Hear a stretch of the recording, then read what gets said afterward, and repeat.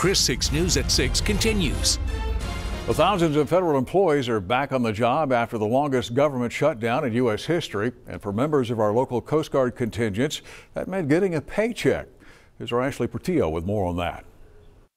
Members of the U.S. Coast Guard here in South Texas tell me they were expecting to get their first check later this week, but when they arrived at work this morning, they were greeted with a surprise.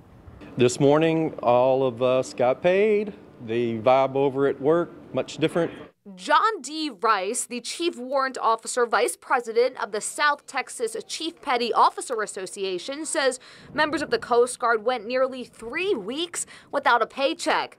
He also says in his 28 years as a member of the Coast Guard, he's never gone that long without pay.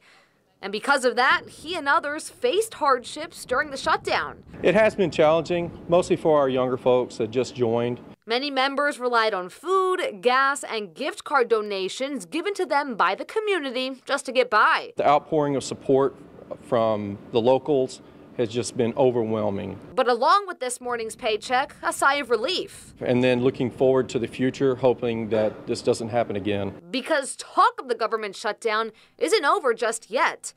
If an agreement is not made in Congress, there could be another shutdown again in just under 3 weeks.